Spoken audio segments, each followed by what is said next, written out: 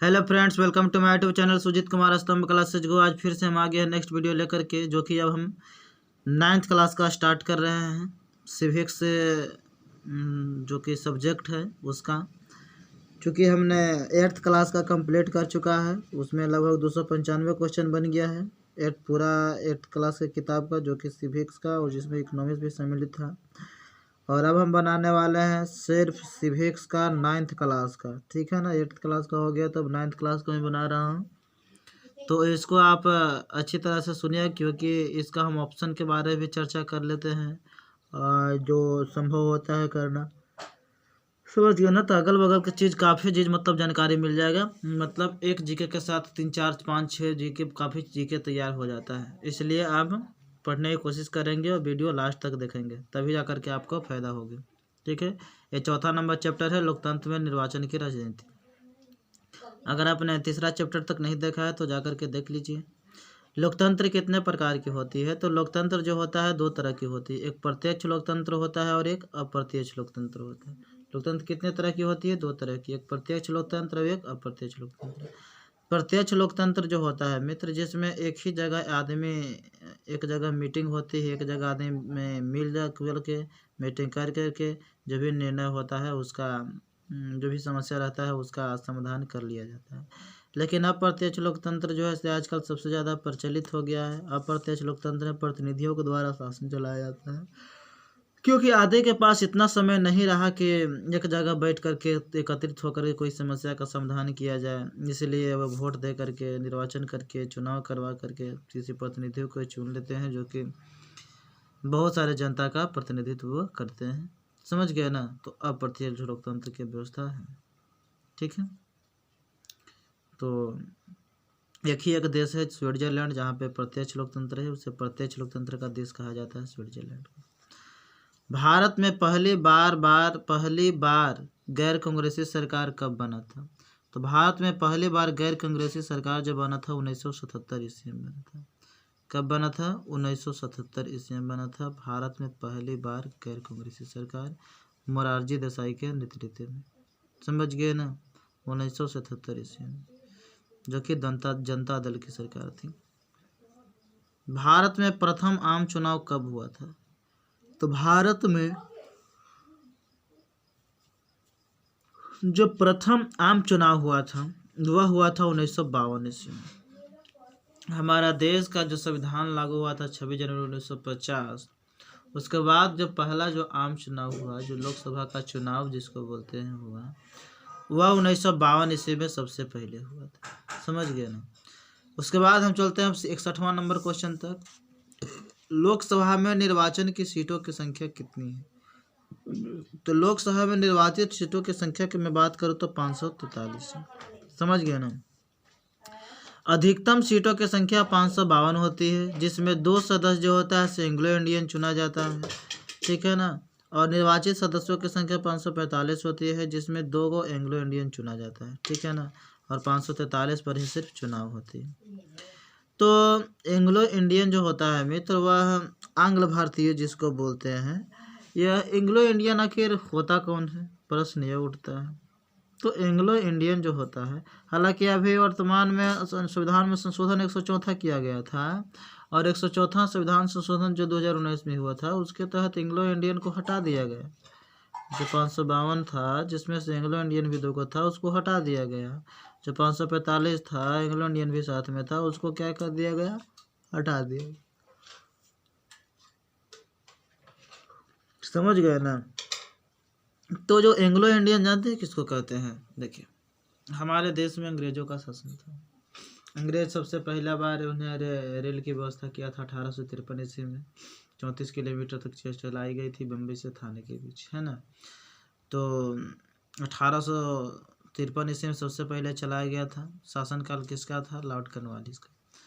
तो ट्रेन का चलाने का जो टेक्निक था उन्हीं के पास था, इंग्लैंड के पास था, अंग्रेज के पास था। तो हमारा जब देश आज़ाद हो गया तो ट्रेन का विकास करना था। तो उसके लिए जो इंग्लैंड का जो व्यक्ति था, जो नवयुवक था, वो हमारे देश में रहने लगे, ठीक है ना।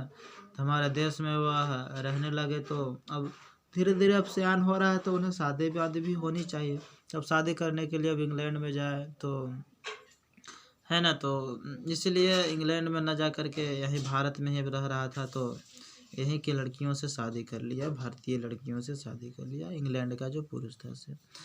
तो इंग्लैंड का पुरुष और भारतीय लड़कियों से शादी की, तो और उनसे जो बच्चे जन्म लिए हैं, उनसे जो बच्चे जन्म लिए हैं वो थे उन्हीं का नाम था एंग्लो इंडियन, ठीक है ना, क्योंकि एंग्लो और इंडियन, अंग्रेज और भारत से मिलकर के जो बच्चे जन्म लिए उसको क्या बोलेंगे हम, एंग्लो इंडियन। समझ गए ना।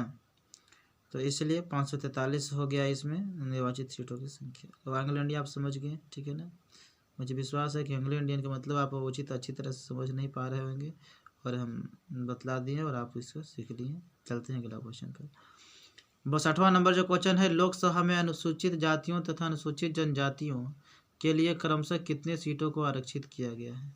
तो लोकसभा में अनुसूचित जातियों के लिए 84 सीट और अनुसूचित जनजातियों के लिए 47 सीटों का आरक्षण किया गया है, इसलिए ए ऑप्शन राइट हो जाएगा 62 का। 63 नंबर क्वेश्चन है, विधानसभा से निर्वाचित होते हैं, तो विधानसभा से जो निर्वाचित होते हैं उसे क्या कहा जाता है। तो जो विधानसभा से निर्वाचित होते हैं उसे कहा जाता है MLA, member of legislative assembly, और विधान परिषद के सदस्य के बोलते हैं MLC, member of legislative council. MP बोलते हैं विधान संसद के सदस्य, मेंबर ऑफ पार्लियामेंट। समझ गए ना। लोकसभा का चुनाव होता है तो उनके सदस्य को बोलते हैं MP बोलते हैं, और जो विधानसभा का होता है उसके सदस्य को MLA बोलते हैं।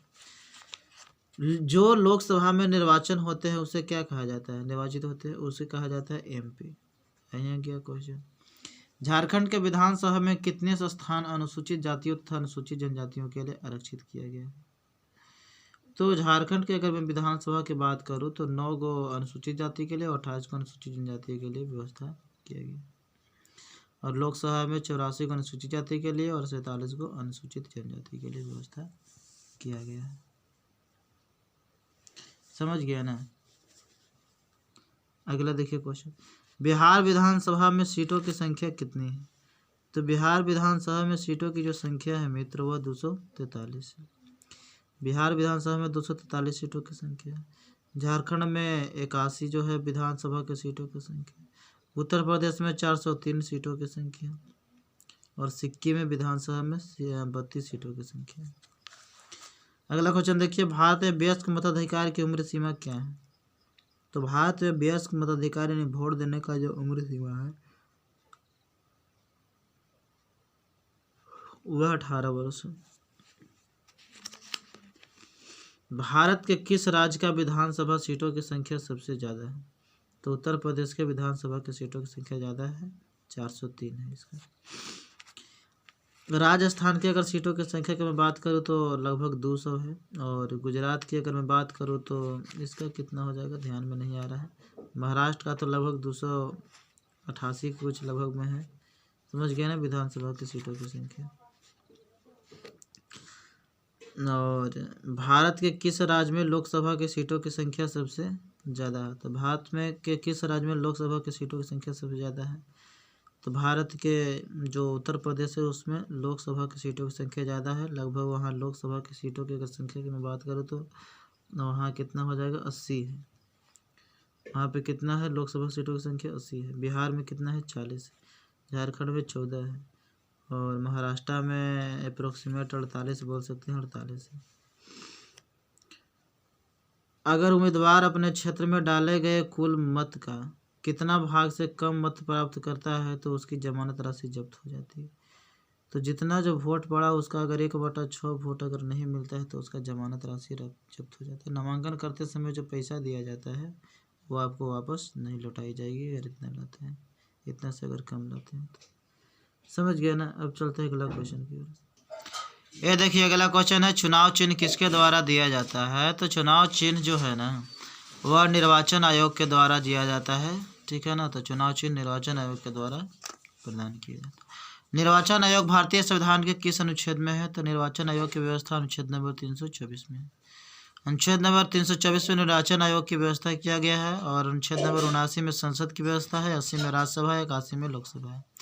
निर्वाचन आयोग में कुल सदस्यों की संख्या कितनी है? तो निर्वाचन आयोग में कुल सदस्यों की संख्या 3 है। एक मुख्य निर्वाचन आयुक्त तो 2 अन्य मुख्य निर्वाचन आयुक्त। भारत में निर्वाचन आयोग की स्थापना कब हुआ था? 25 जनवरी 1950 ईस्वी को भारत में निर्वाचन आयोग की स्थापना हुआ था, इसलिए राष्ट्रीय मतदाता दिवस 25 जनवरी को मनाया जाता है। राष्ट्रीय मतदाता दिवस कब मनाया जाता है? 25 जनवरी को राष्ट्रीय मतदाता दिवस मनाया जाता है। तो निर्वाचन जो आयोग का जो मुख्य जो निर्वाचन आयुक्त होता है उसका नियुक्ति कौन करता है? राष्ट्रपति करता है। भारत किस आम चुनाव में पहली बार इलेक्ट्रो वोटिंग मशीन का इस्तेमाल किया था? तो 2004 ईस्वी के आम चुनाव में सबसे पहला बार किया गया था इलेक्ट्रो वोटिंग मशीन। हाल ही में जो चुनाव हुई है 2019 ईस्वी में हुई है, ठीक है, जो कि 17वां लोकसभा चुनाव के रूप में जाना जाता है। भारत में मान्यता प्राप्त राष्ट्रीय दलों की संख्या कितनी है? तो भारत में मान्यता प्राप्त राष्ट्रीय दलों की संख्या 7 है। प्रथम हो गया भारतीय राष्ट्रीय कांग्रेस पार्टी, सेकंड हो गया भारतीय जनता पार्टी, थर्ड हो गया राष्ट्रवादी कांग्रेस पार्टी, फोर्थ हो गया कम्युनिस्ट पार्टी, 5 हो गया कम्युनिस्ट मार्क्सवाद पार्टी और छठा हो गया बहुजन समाज पार्टी और 7वां हो गया all India Trinamool Congress party, ठीक है ना। तो राष्ट्रीय दल होने के लिए 2 शर्त होती है। फर्स्ट शर्त होता है कि 4 या उससे अधिक राज्यों में कम से कम कुल जितना वोट पा उसका 6% वोट उसे प्राप्त होना चाहिए, समझ गए ना। और सेकंड कंडीशन है कि जो भी वोट मिलता है उसका लोकसभा का जब चुनाव होता है उसका 2% अर्थात 11 सीटें उसे हासिल होना चाहिए किसी पार्टी का, तब जा कर के उसका राष्ट्रीय दल की मान्यता रहती है, समझे। अगला क्वेश्चन देखिए, भारतीय राष्ट्रीय कांग्रेस पार्टी का चुनाव चिन्ह क्या है? तो भारतीय राष्ट्रीय कांग्रेस पार्टी का चुनाव चिन्ह पंजा छाप है, हाथी छाप है बहुजन समाज पार्टी का और कमल छाप है भारतीय जनता पार्टी का। भारतीय कम्युनिस्ट पार्टी का चुनाव चिन्ह क्या है? भारतीय कम्युनिस्ट पार्टी का चुनाव चिन्ह हंसुआ और गेहूं है और मार्क्सवाद का है हंसुआ, हथौड़ा और तारा और घड़ी है राष्ट्रवादी कांग्रेस पार्टी का और तीर है जनता दल यूनाइटेड का, जदयू का, जो कि नीतीश कुमार का। मतदान की तिथि के कितना समय पूर्व ही चुनावी अभियान बंद कर देना पड़ता है? तो 48 घंटा पहले ही चुनावी अभियान क्या होता है? बंद हो जाता है। भारत के मुख्य निर्वाचन आयुक्त नियुक्ति कौन करता है? तो भारत के मुख्य निर्वाचन आयुक्त की नियुक्ति राष्ट्रपति करते हैं। प्रत्येक मतदान केंद्र पर निर्वाचन कराने का उत्तरदायित्व किस पदाधिकारी को होता है? तो पीठासीन पदाधिकारी को होता है। किसका होता है? पीठासीन पदाधिकारी को। प्रत्येक मतदान केंद्र पर जो निर्वाचन कराने का जो चुनाव करवाने का जो उत्तरदायित्व होता है, रिस्पॉन्सिबिलिटी जिसके अंदर रहती है वह होता है उसका ऑफिसर का नाम क्या है? पीठासीन ऑफिसर, मतलब पीठासीन पदाधिकारी। और उसका सहायता करने के लिए पोलिंग ऑफिसर रहता है, जो पोलिंग एजेंट ना बनता है, तो पोलिंग ऑफिसर। इस तरह से हम अगला क्वेश्चन की ओर बढ़ने की कोशिश करेंगे। ये रहा अगला क्वेश्चन, लोकतंत्र में जो निर्वाचन की राजनीति है उसका अगला क्वेश्चन 83वां नंबर क्वेश्चन। किसी भी प्रतिनिधि के द्वारा आदर्श आचार संहिता को स्वीकार नहीं करने पर जीते हुए प्रतिनिधि के चुनाव डॉट किया जा सकता है। अगर मान लिया जाए कि जो चुनाव प्रक्रिया रहती है उसमें आदर्श आचार संहिता लग जाती है और उस अगर आचार संहिता का कोई प्रतिनिधि अगर पालन नहीं किया तो जीत भी जाएगा प्रतिनिधि, तो उसका चुनाव रद्द कर दिया जाएगा, समझ गए ना। उसका चुनाव क्या होगा? रद्द हो जाएगा। भारत के प्रथम मुख्य निर्वाचन आयुक्त कौन होते हैं? तो भारत के प्रथम मुख्य निर्वाचन आयुक्त कौन है भैया? तो श्री सुशील चंद्रा, ये तो वर्तमान में श्री सुशील चंद्रा है। सुकुमार सेन जो है ना प्रथम मुख्य निर्वाचन आयुक्त, प्रथम मुख्य निर्वाचन। ये 18वें थे VS संपत 18वें। दल बदल विरोधी संबंधी कानून कब बना था? तो 1985 ईस्वी में दल बदल कानून बना था। दल बदल कानून के तहत कोई भी जो भी प्रतिनिधि अगर जीत करके अगर दूसरे दल में अगर चल जाता है तो उसका सदस्यता रद्द मानी जाएगी, उससे वह उस दल का सदस्य नहीं रहेगा और जो जिस चीज़ से वह जीता हुआ है वह समाप्त हो जाएगा। मान लिया जाए कि MLA है जिस दल से जीता हुआ, अगर वो एक विधायक अगर किसी दूसरे में चला जाता है तो उसका सदस्यता रद्द हो जाएगा, उसका विधायक वह नहीं रह जाएगा। समझ गए कि नहीं समझ गए? अगर आधा से अगर ज़्यादा अगर जाते हैं, अगर पूरे दल का आधा से ज़्यादा अगर दूसरे दल में जाते हैं तो आपका सदस्यता नहीं रद्द होगा, समझ गए ना। 1951 से भूमि सुधार कानून बनी थी मित्र, संविधान में फर्स्ट संशोधन हुआ था, ठीक है ना। 1985 ईस्वी में दल बदल कानून बनाया गया था और 1992 से 93 ईस्वी में आपको पंचायती राज व्यवस्था और नगर प्रशासन की व्यवस्था किया गया था। निम्नलिखित में से किस कारण से निर्वाचन की आवश्यकता पड़ती है? सरकारी नौकरी पाने के लिए, तो गलत चीज़ है। चुनाव करवाना है, कहा लगी सरकारी नौकरी पाने, सरकार की आय बढ़ाने के लिए नहीं। न्यायपालिका के कार्यकलाप का मूल्यांकन करने के लिए कि अपने प्रतिनिधि का चयन करने के लिए, तो अपने प्रतिनिधि को चयन करने के लिए चुनाव की जरूरत पड़ जाती है। निर्वाचन मतलब चुनाव होती है। निम्नलिखित में से किस आधार पर आप भारत के निर्वाचन को लोकतांत्रिक कर सकते हैं? तो विश्व में सबसे अधिक मतदाता भारत में होने के कारण गलत। भारत में स्वतंत्र निर्वाचन आयोग के अभाव के कारण नहीं। भारत के निर्वाचन सबसे अधिक खर्चीला होने के कारण नहीं। बिना भेदभाव के सभी 18 वर्ष या मुझसे अधिक आयु के नागरिकों को मताधिकार यानी वोट देने का अधिकार, उसी को कहेंगे, मतलब डी ऑप्शन रहेगा। भारत में निर्वाचन करने वाले संस्था का नाम क्या है मित्र? तो निर्वाचन आयोग है, जिसको चुनाव आयोग के नाम से भी जाना जाता है, इलेक्शन कमीशन के नाम से भी जाना जाता है। तो इस तरह से तीसरा चैप्टर कंप्लीट हुआ। 9th क्लास का तीसरा नहीं बल्कि 4th चैप्टर ये कंप्लीट होता है। और मुझे विश्वास है कि आप लोग पढ़े होंगे, सीखे होंगे और आनंद लिए होंगे। अगर अच्छा लगता है तो लाइक, शेयर और सब्सक्राइब कीजिए। अगर टेलीग्राम चैनल ज्वाइन होना चाहते हैं PDF और इन्फॉर्मेशन के लिए तो ज्वाइन हो जाइए। टेलीग्राम चैनल का नाम है सुजीत कुमार स्तंभ क्लासेज गो। जो यूट्यूब चैनल का नाम है वो भी टेलीग्राम चैनल का ही नाम है, तो आप सर्च कर सकते हैं और ज्वाइन हो सकते हैं। Thank you for watching video. Comment जरूर कीजिए। आप कमेंट नहीं करते हैं ना लाइक करते हैं, समझ गए ना।